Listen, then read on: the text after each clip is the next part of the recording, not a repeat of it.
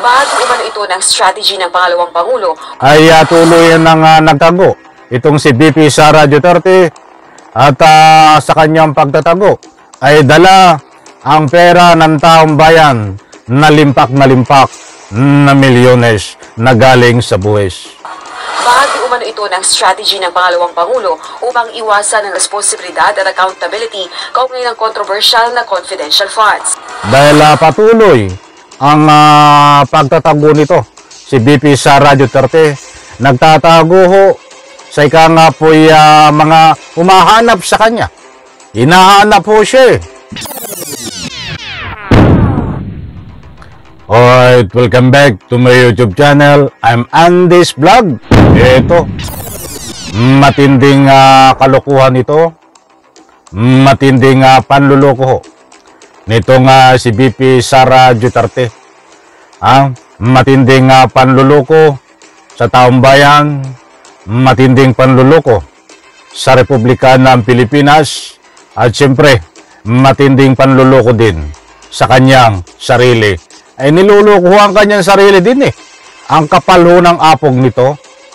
At patuloy pa rin ho ang pagtatago niya tungkol dito sa mga katanungan na dapat sagutin na pera ho ng taong bayan. Ay pinagtataguan ho ang mga humahanap sa kanya upang bigyan ng linaw itong pera. Milyones na pera ng taong bayan na kanyang kinuha ho. Bagamat sabi nga niya, yung iba ay ginastos ng 11 days. Ba't hindi ho masabi kung saang ginastos?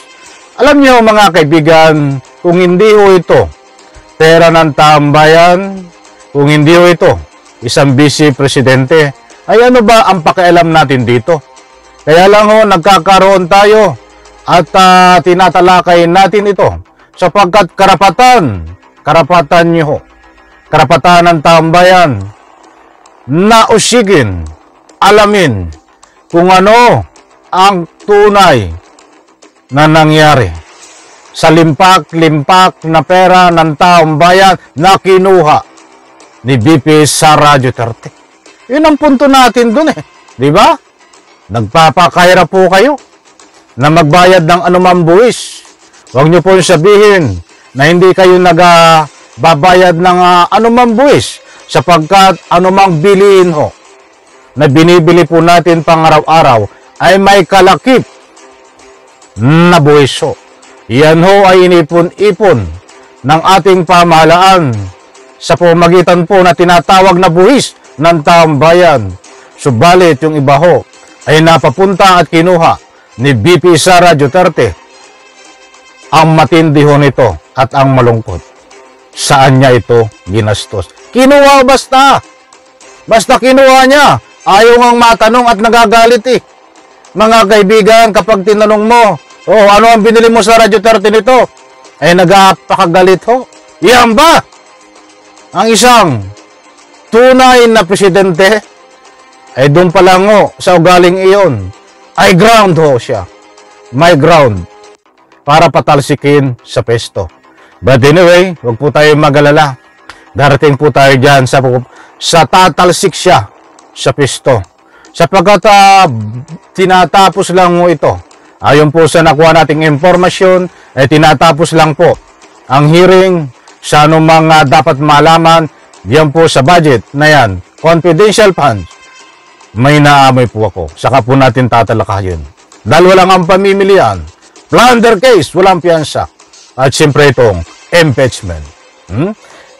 Saka po talakayin natin ang full details niyan. Heto, ang kanyang pagtatago, tuluyan na rin pong nagtago ito. Nagtago.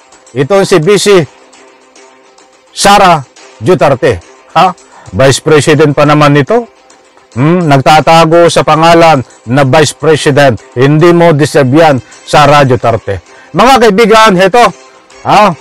Patapusin po natin, panoorin, at sa ganun, lubos po nating maunawaan. Napakarami ho nating matutuklasan dito, mga mahal kong taga-subaybay. Eto na, nako. Buti pa si dating Pangulong Rodrigo Duterte na numpang magsasabi ng katotohanan nang humarap sa House Quadruple Committee na nag-iimbestiga sa extrajudicial killings sa anti-drug war ng nakalipas na administrasyon. Ito ang reaksyon ni House Deputy Majority Leader Representative Paulo Ortega matapos ipahayag ni Vice President Sara Duterte na hindi ito dadalo sa nakatakdang pagdinig ng House Good Government and Public Accountability sa November 20 kaugnay ng paggastos ng confidential funds ng OVP at ng Department of Education. Kita niyo ho, hindi attend. Tuluyan na ho itong nagtago. Nagtago para hindi ho siya matanong. Wala ho talaga itong, hindi po natin malaman kung ano ang tunay na laman ng utak nito. Ay mantakin niyo, nandyan no, hindi naman siya imbitado. Nandyan no sa hearing ng EJK killings. Nandun yung tatay niya. Anong ginagawa niya doon kung may delikadisa ho siya? Kung ito ay tama at nasa matino pa na pag-iisip, hindi niya dapat gawin yun kung may delikadisa siya. Diba? Ay nagmukhang tanga ho siya doon. Napahiya pa eh. Saka po natin tatalakayin yun. Dahil tinangga napatigilan ng hearing sa Quad Committee ho. Ba't hindi ho napatigil? Saka po natin bigyan ng full details yan para hindi tayo marambol. At dito tayo magtatuon. Kita nyo, ang daming rason, mga kaibigan, na hindi siya a-attend. Eto, saka natin bigyan po ng full commentary. Ayon sa pangalawang Pangulo, magpapadala na lang siya ng liham upang ipaliwanag ang hindi pagdalo, gayon din ang isang affidavit o sinumpaang salaysay kaugnay ng issue ng confidential funds. Pero hindi ako attend sa hearings na susunod. Kasi nandun na ako pumunta na ako, tapos agad silang ginawa sa akin, pinaupo lang nila ako. Pero we plan to send a letter, we plan to say why, and then I plan as well to submit an affidavit about the...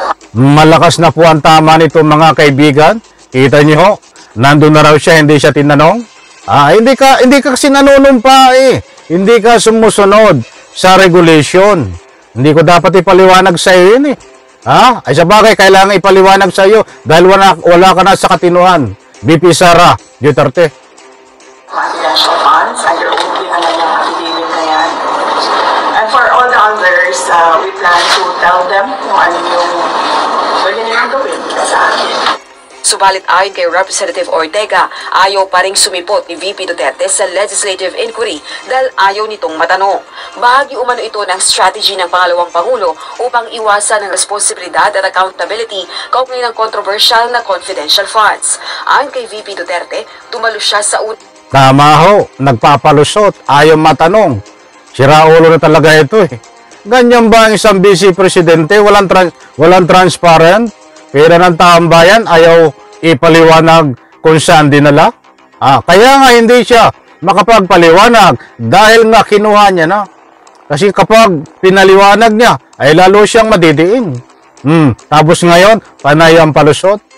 Unang hearing ng House Committee on Good Government and Public Accountability pero hindi naman siya tinanong ng mga kongresista kaya umalis na lang siya nang hindi tinatapos ang pagdinig. Pero binigyang diin ni House Committee Chairperson Representative Joel Chua, walang saysay ang magiging pagtatanong ng mga mambabatas kung hindi sumumpang magsasabi ng katotohanan sa legislative inquiry ang isang resource person.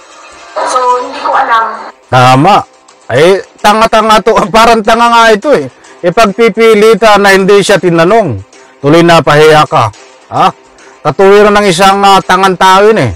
Isang wala sa katinuan na tao kung bakit hindi siya tinanong.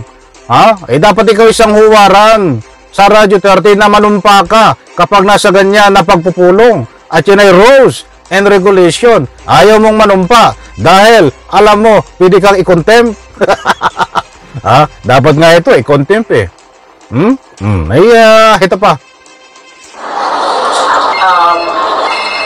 Kung bakit, inilitan nila ako, hindi man nila ako bigyan ng mga tanong. Hindi siya nag-vote eh.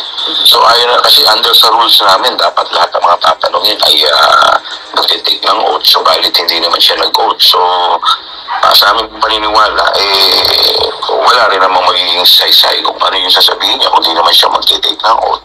Dagdag naman ng House Committee Chairperson, pag-aaralan nilang mabuti ang isusumiting sulat at affidavit ng Vice Presidente. Rosalie. Ayan ang matindi. Napahiya ka tuloy, BP Sara Duterte. Binabaliktad doon ang pangyayari.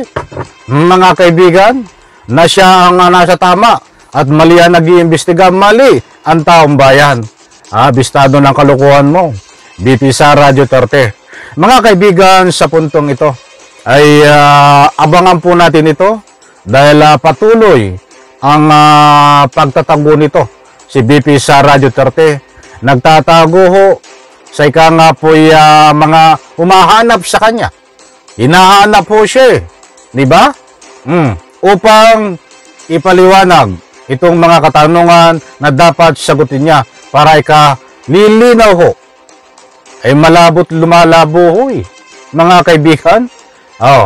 Ay bigla na naman ho itong nagtago si BP Sara Duterte. Para nang sa ganun ay magpalusot, hindi matanong. O tuloy na itong pagtataguan. Sabi nga ng mga nagbibigay ng mga public opinion ay tuloy nang nagtago.